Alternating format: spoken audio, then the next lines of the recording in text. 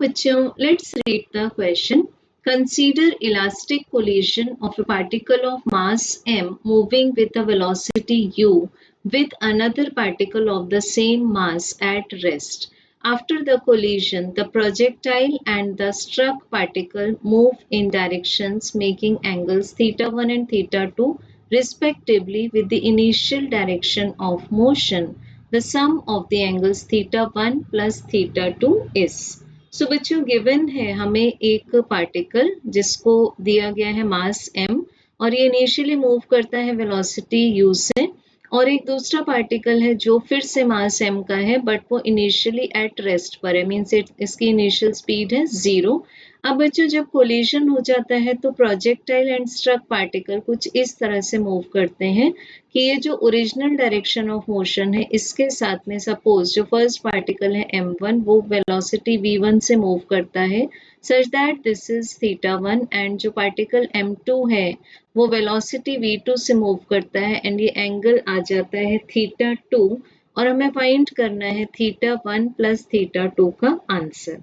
तो सबसे पहले बच्चों इस ये जो v1 एंड v2 है इनको हम कंपोनेंट्स में ब्रेक कर लेंगे। सो ये जो हॉरिजॉन्टल कंपोनेंट्स हुए v1 cos θ1 and v2 cos θ2 and जो हमें यहाँ पर वर्टिकल कंपोनेंट्स मिल रहे हैं दिस इज v1 sin θ1 और जो वर्टिकली डाउनवर्ड कंपोनेंट आएगा v2 का दैट इज v2 sin θ2।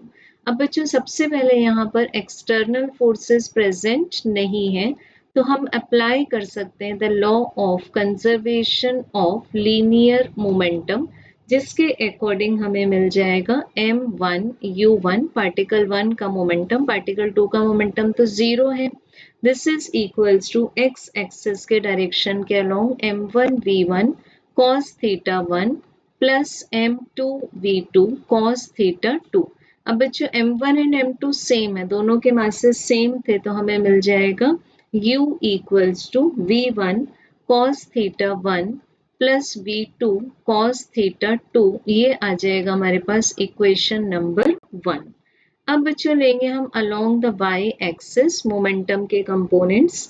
तो फर्स्ट पार्टिकल का y एक्सिस के अलोंग जो मोमेंटम था वो 0 था तो this is equals to m1 v1 sin θ1 minus m2 v2 sin θ2। अब फिर से m सेम है तो यहाँ से हमें मिल जाएगा 0 equals to v1 sin θ1 minus v2 sin θ2, ये आ जाएगा हमारे पास equation number 2।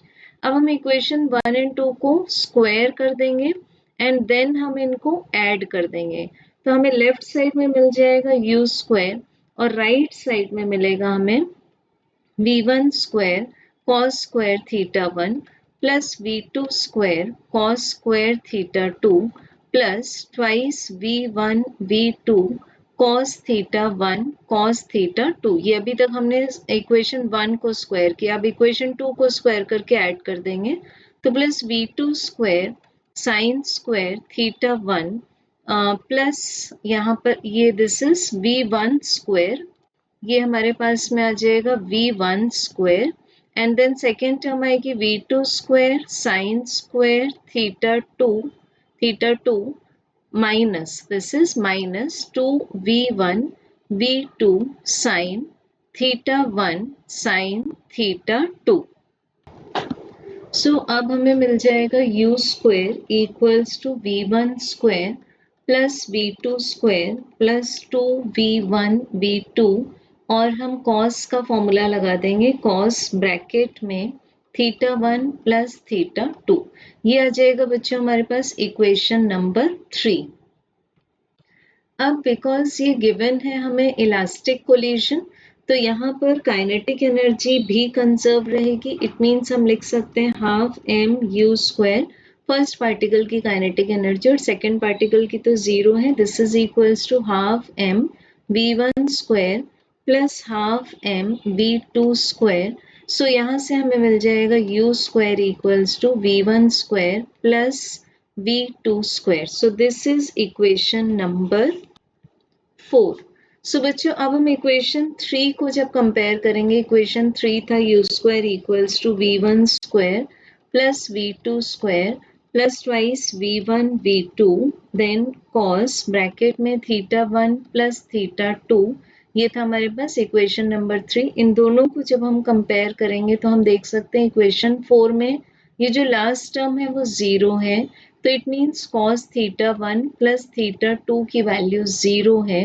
It means θ1 plus θ2 angle आ जाएगा हमारे पास π/2 radian which is equals to 90 degree.